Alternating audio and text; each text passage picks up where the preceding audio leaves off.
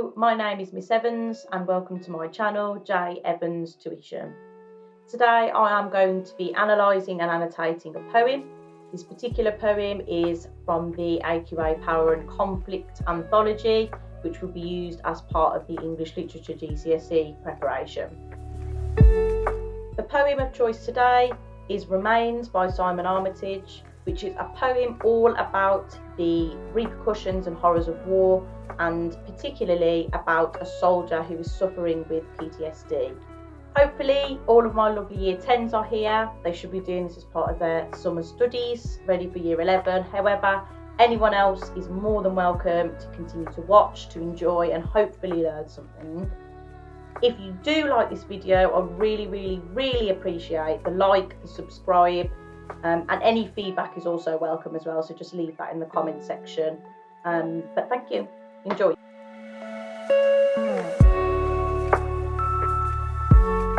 Okay, so before I start to analyse the language, the structure or the themes of a poem, I do feel it is beneficial to understand the context.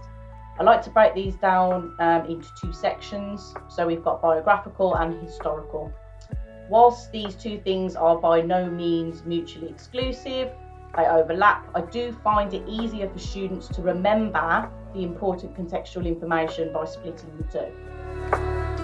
So the biographical context is made up of the beliefs, education, culture and experience of a particular writer, or in our case, a poet. All of these elements can influence how a poem is written or formed. The historical context, on the other hand, is information regarding the period, place or events that form essentially the backdrop in terms of the publication date. Any important historical events or political changes at that time may have influenced, again, the topic of the poem. So we'll start off with the biographical context. Simon Armitage was born in 1963 in West Yorkshire and graduated with a bachelor's degree in geography. He then went on to work as a probation officer before becoming a professor at University of Leeds and University of Oxford. He has won a number of awards and is in fact our current poet laureate and will be until 2029. If you don't know what that is, it is basically a poet honoured for their achievement, and it is appointed by the monarchy. Specifically relevant to Remains, Armitage actually produced a Channel 4 documentary called The Not Dead, and that was in 2007. It focused on the impacts of war and particularly on soldiers returning home from that war.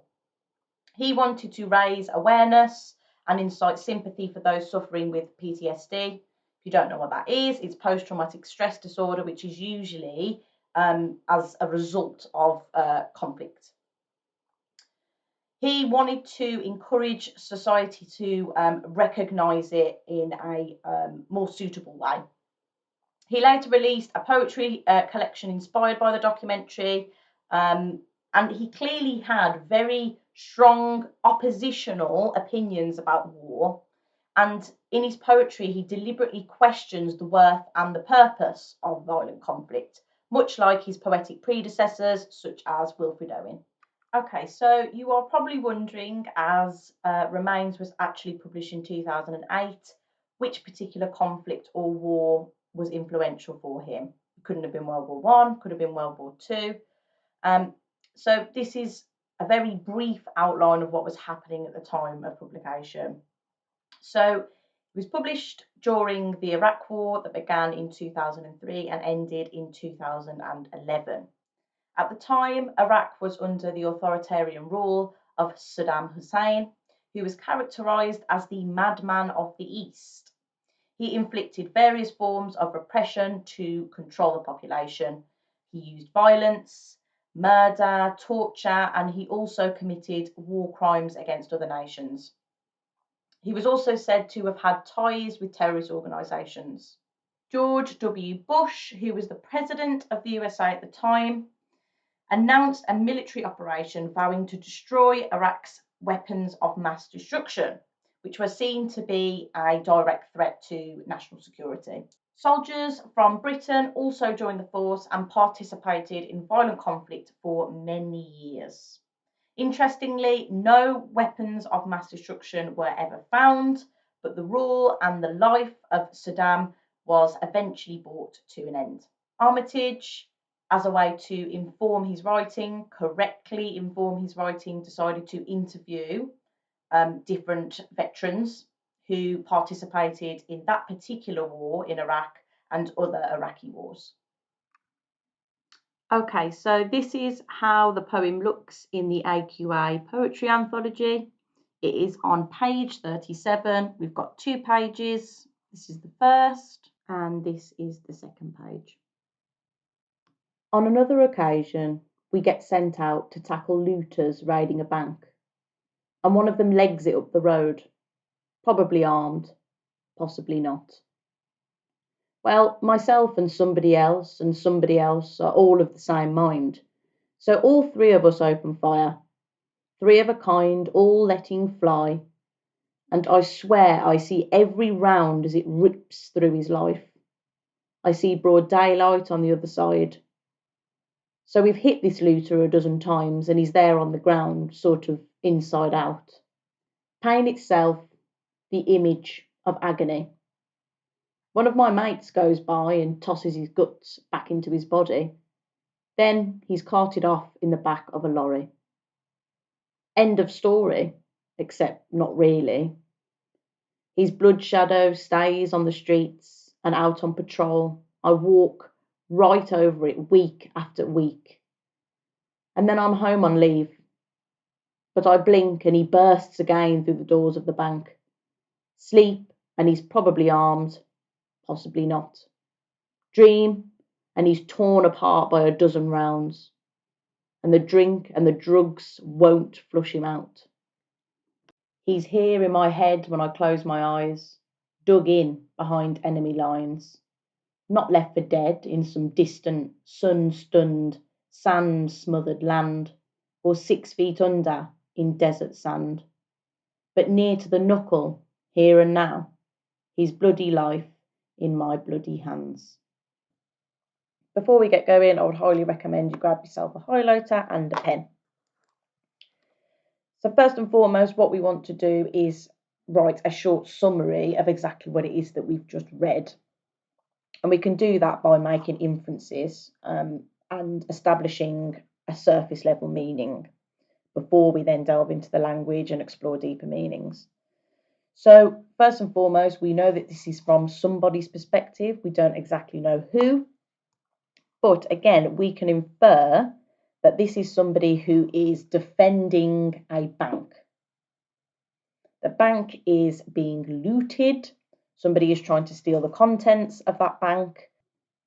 And this person whose perspective it is from, needs to defend that bank by any means necessary. And we know, as we continue reading, that actually he ends up taking the life of this particular looter. As we continue to read, it goes further on from this particular moment, and he talks about how his blood shadow stays on the street and he walks over it week after week. So he is at this point talking about the implications of that choice that he made to take that person's life. We know from the context that we spoke about earlier that this is particularly about PTSD, post-traumatic stress disorder, from a traumatic moment. Another link we can make back to the context, which I'll come back to a little bit later on, is this idea of it being a distant land, which is sand smothered and a desert. So again, we can infer that with what was happening at the time in Iraq, that perhaps this person was a veteran as part of one of the Iraqi wars. It would then be reasonable to conclude that this person may have been a British or a US soldier in distant lands in Iraq who was sent there in order to defend the land from infiltrators. So now that we've established the surface level meaning of what the poem is about, and with Armitage, there's not usually many alternate perspectives. His work is very accessible, it's very simple, which is much better for us to study. What I like to do then at this point, usually I'd have my context at the top, which you are more than welcome to add in. You can go back and make some notes at the top here. I like to do a quick summary just in the corner.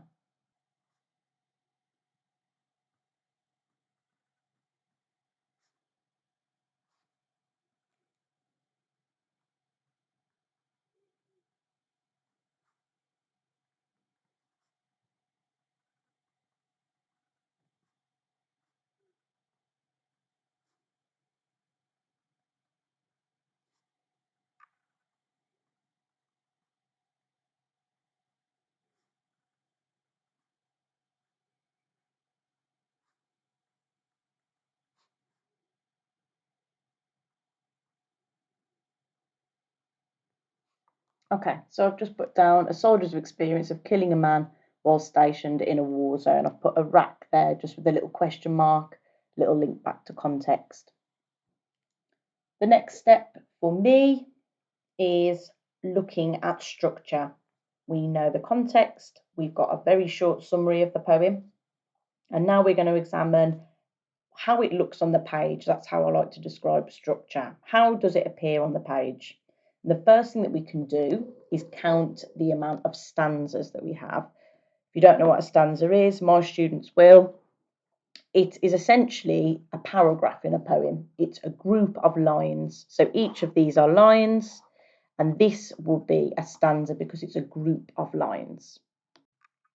So on the first page, if you're looking at the AQA anthology, we have got 1, 2, 3, 4, 5 stanzas, and then 6, 7, and 8. It's also interesting to note the length of the stanzas. So the first 7 stanzas are 4 lines, whereas the 8th stanza, the 8th and final stanza, only has 2 lines. So what we want to look at is what is it that he wants to accentuate or highlight about these 2 particular lines. And I think for me, whilst throughout the poem, it does explore his feelings, his emotions, I feel like these 2 lines are almost like he's in a state of harsh realization as to how he feels, what he's done, and the consequences of that. As you can see, I've got this big blank space at the bottom, so this is where I am going to put some notes about the structure.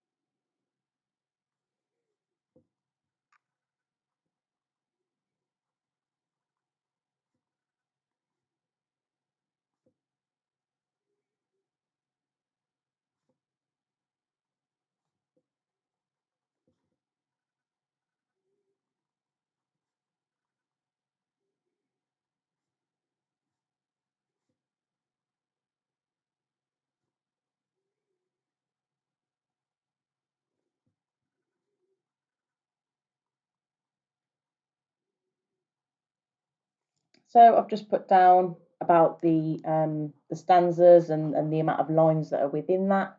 And I've just put harsh reality for the soldier, a sudden and abrupt realisation of his actions, and the mental strain he is experiencing as a consequence. There are also lots of other structural techniques that I will be looking at as we go through and annotate the poem line by line, because I'll be looking at different things like enjambment and caesura. I'll explain what those are in a second. However, I just want to consider the poetic form, which is different for every single poem. This particular poem is what we call a monologue. And a monologue is essentially a poem written from the point of view of the speaker, okay?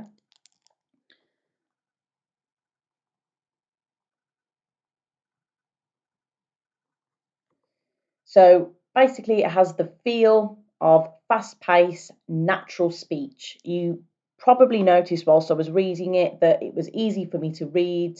It flowed very well. It's almost like a conversation. It's somebody reliving their experiences.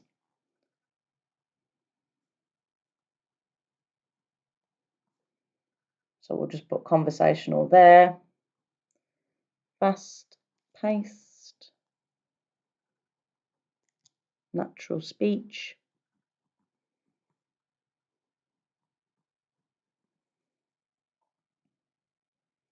And then within that, the most impactful way in which he does that is through enjambment, okay, which I'll just pop down here. We will add it in as we go through. And basically that is when a line continues, a particular topic sentence continues over 2 lines. And usually you can find that when there are no punctuation marks at the end of a line. So on this particular page, we've only got one example of that, and that's just here. But this is what we call enjambment. And what that means is as you read, you don't stop for pause, you just continue through. What I'd just like to add on here as well is that, yes, whilst it's conversational, it's fast-paced, it's natural, I also think there is an unnatural element to it as well, because it's almost like an outpouring of his emotions. As the lines continue on without the punctuation, it's almost as if his thoughts are becoming chaotic and out of control. So we'll just add that on there.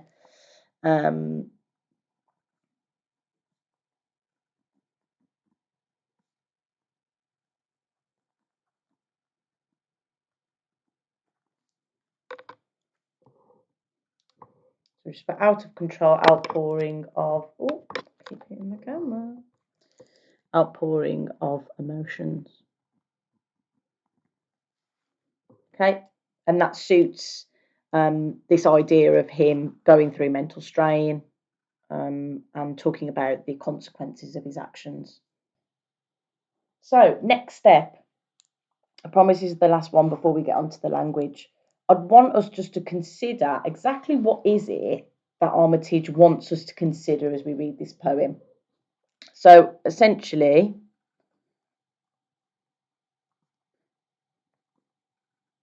what are his intentions? Well, we know from the context, which we spoke about earlier, that actually Armitage wanted to raise awareness of the experiences that soldiers have after war, and that being PTSD. We can tell from this poem that this particular speaker, this particular soldier, is experiencing PTSD. He is suffering as a result of the violent conflict that he had to ensue as part of his role. So we'll just pop here, raising awareness of PTSD and life after violent conflict. It's really important to consider that, because, and I'll do another video on this as well, of how you construct a response. So it's one thing annotating a poem, but you also need to be able to construct an impactful response as part of your essay for your examination. So it's really important to make sure that you know what the poet's intentions are, or the writer's, because without that, essentially your response becomes meaningless. If you don't understand why the poet has written what they have written about, you are going to struggle to analyse it. But now we very much know what it's about. We know what his intentions are. We know all about the context. We're informed about that. We've analysed the structure slightly. We are now going to move on to the language. Our first line, on another occasion, we got sent out to tackle looters raiding a bank. First two lines, sorry. So what's happening, as soon as we start reading this poem, we are launched into the action. This is what we call in media res. Again, not particularly language, it's more about the structure, but what that means, the direct translation means mid-action. So we're just going to pop that here. In media res, and then we'll just put mid-action. And again, all well and good being able to identify devices, things that Armitage has put in place, but we need to talk about, well, why has he done that? So for me, I think it's the fact that it mirrors the unprepared nature of conflict, the fact that the soldiers are completely unprepared, it's completely unpredictable. So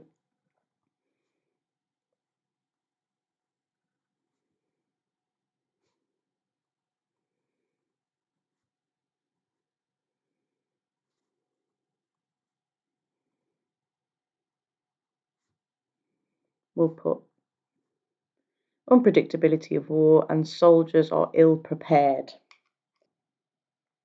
Now, this is a factor which you will find in a lot of his poetry. He uses a lot of colloquial language. My students will know what that means, hopefully. But colloquial language is basically everyday language, okay? So, legs it up the road. This is something that you would use in an everyday conversation. Again, linking back to that form of the monologue where it is almost like a conversation.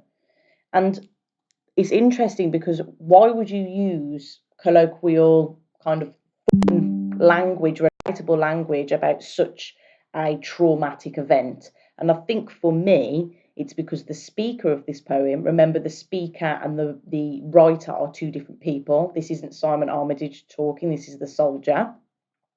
The speaker of the poem is almost trying to distance himself from the brutality, okay?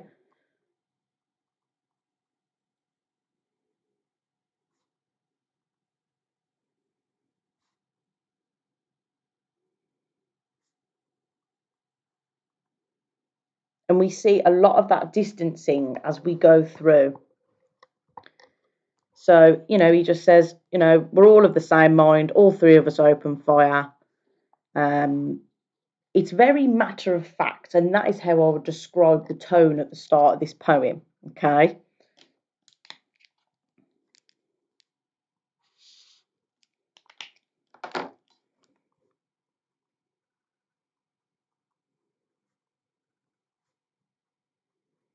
And again, that's all part of his distancing strategies.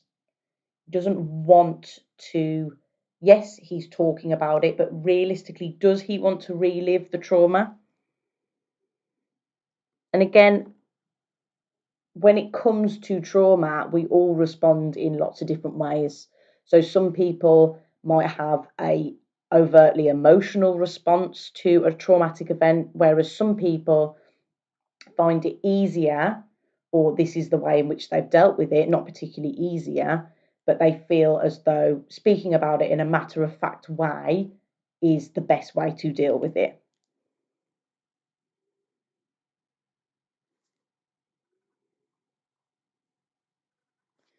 And essentially, it's just another coping strategy. And again, coping strategies, trauma response, this all links back to this idea that he's suffering psychologically. So we'll just put there, suffering. Before we move on from here, I want to just go back a little bit. This idea of one of the looters being probably armed, possibly not. Okay, I think we can very much link this back to the context now. So it's this idea of during the Iraq War, where the president was absolutely convinced that there were these nuclear weapons, these weapons of mass destruction. You know, probably, but possibly not. We actually find out that essentially this person may or may not have been armed. So I can put here, link to Iraq. We'll put weapons of mass destruction just as a, so we've got a little link to context as well there. And then as we go further on, it says, well, myself and somebody else and somebody else. This particular listing is what we call syndetic listing because it has the conjunctions. If a list didn't have these ands or ors or buts, then it would simply be a asyndetic list. So it would be myself, somebody else, just with commas in between. This in particular is a syndetic list. And what that does, again, I feel like that is a sign of outpouring of emotions. If we have a conversation and we're constantly saying and I'm continuing the sentence and I'm going to continue the sentence over and over again, and I'm going to keep adding and over and over again, that to me is deliberate, and I feel like that is an outpour of emotions again.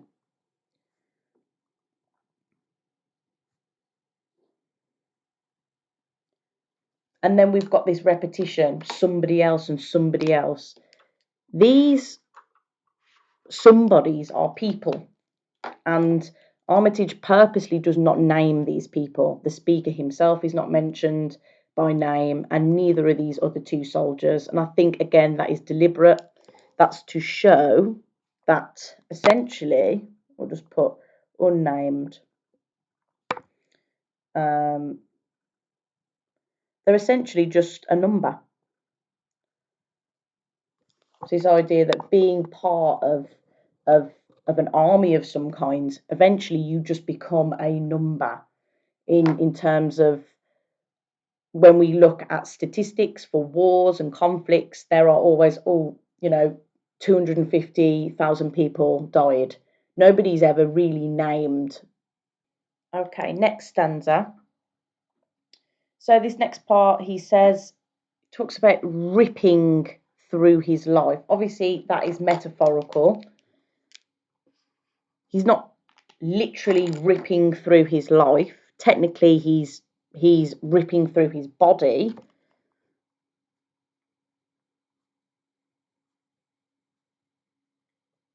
I think that idea of making it not just about the impact on the body, but the impact on his personhood, on his life, is very poignant in the fact that it makes it quite graphic, this idea of it ripping. Okay, that is definitely a graphic image. And why he's put in this graphic imagery, which continues as we go through as well. Inside out, again, that is metaphorical. He's not inside out, but again, it's just painting that image in the reader's mind of how horrific and brutal this murder was. So we could just put the effect of that is to heighten the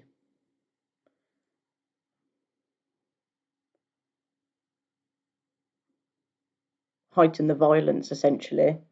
And again, that links back to Armitage, who has this perspective on war, like many war poets do, is that actually war is pointless. What is the purpose of war? What is the purpose of killing each other? What is the purpose of doing all of that? Does it actually achieve anything?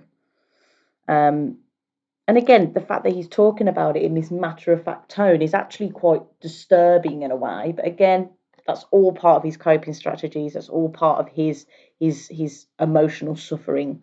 Again, we've got another device here. which is called anaphora. And all that means is just repetition at the beginning of a particular line or a sentence. And the purpose of that for me, I see, it's the fact that it's all very visual to him. And again, that links back to the fact that he sees his blood shadow on the streets afterwards. So it's this idea of it being a mental image which is imprinted on his mind. So we'll put visual.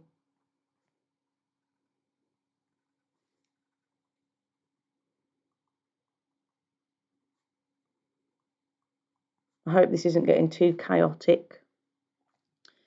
But yeah, so visual image, it's an image that is imprinted in his mind, and we know that that is something that will be imprinted essentially until he deals with his PTSD as and when. Again, I don't want to appear repetitive, but we've got tosses his guts back into his body. We can link that back to the graphic imagery as well. And this idea of tosses, it's almost careless in a way. It's almost as though his mate, who again would be another soldier of part of this conflict, his friend does not feel that impact anymore. Again, it's like a disturbing reaction.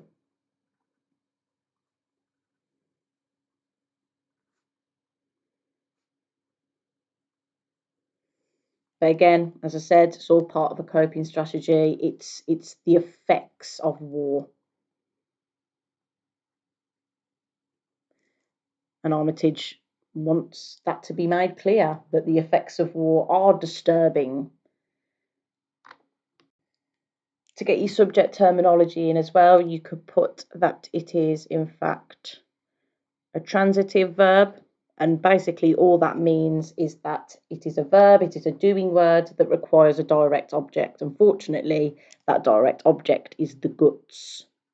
So this is the action and this is the object. I also just want to add on there carelessness or careless attitude would be fine. Just to quickly go back to structure, as I said, as I go through, I do want to add in some structural analysis as well. So we can see he's talking about the event in the first 4 stanzas. And then here we can see a change in perspective. So what we call this when we see a change is a volta, okay? So we'll put that here. And the volta is where the subject matter changes. Yes, we're still talking about the same thing, but it's gone from the event in the first 4 stanzas to now the implications. So we'll put switched from event to post-event, we'll put. Or we can put implications. So essentially, this is where he's talking about how he's dealing with it. And this is where it does get quite emotive. So we've had this matter-of-fact tone at the top. And at this point, we see more of an emotive response. So we'll just pop that there. More emotive response.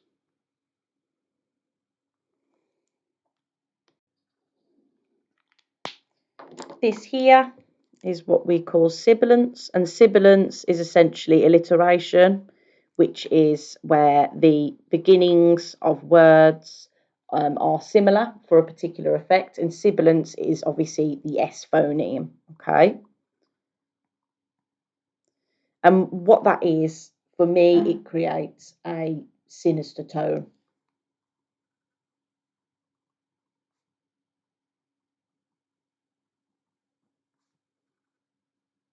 Talks about a blood shadow stays on the streets. And here, home on leave, we can make a link there to context.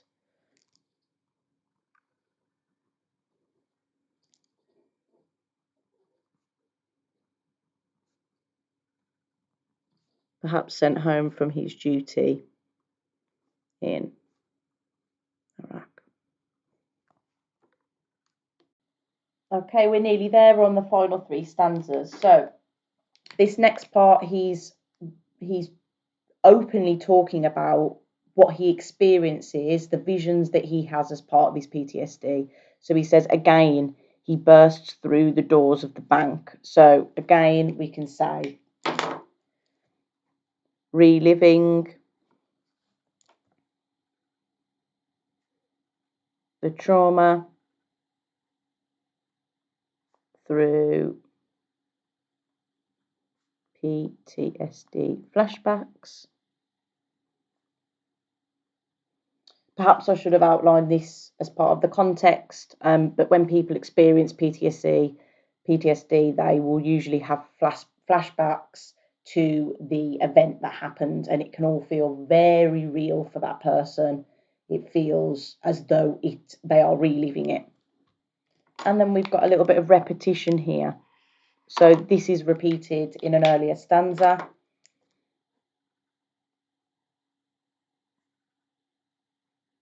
And the reason for that, I think, is this idea of him possibly not being armed is really playing on his mind because he feels so guilty. He feels that guilt as he relives the moment and considers, actually, did this person deserve this? Should I have done that? And then we've got drink and drugs.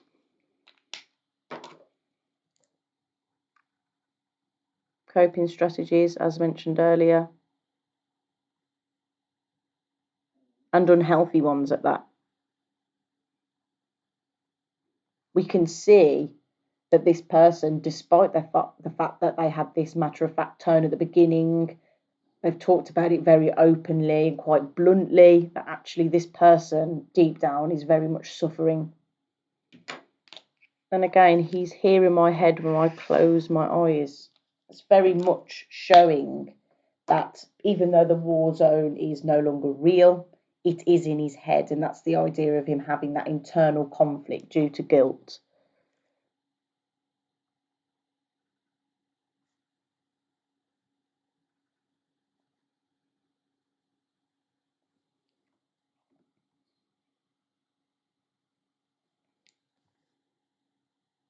And I'll put here, his memory haunts him. And again, I'm not going to pop it down, but we could talk about the fact that there's the sun, the sand, desert, that all links back to Iraq and to our context. And at the end here, we've got this knee to the knuckle, which is in fact an idiom. And that it basically just means verging on offensive.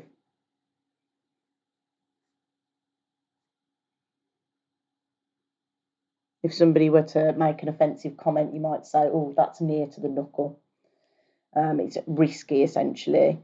And it's this idea that the memory itself offends him.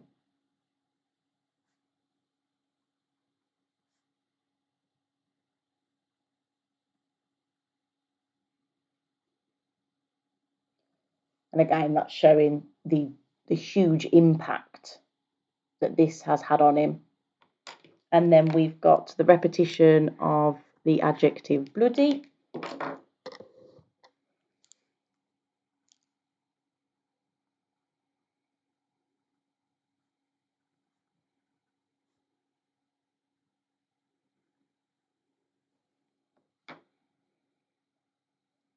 And actually, this could be used as a pun. So essentially, it's slang, it's a curse, it's a swear word.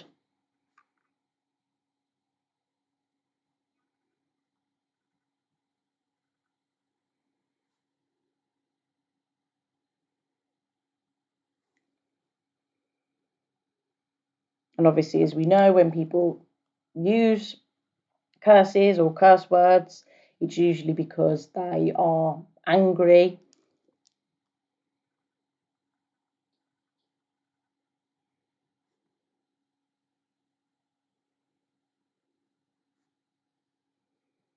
But then also we've got that secondary meaning of it having the literal meaning of blood, and it's the violent, gruesome nature of death.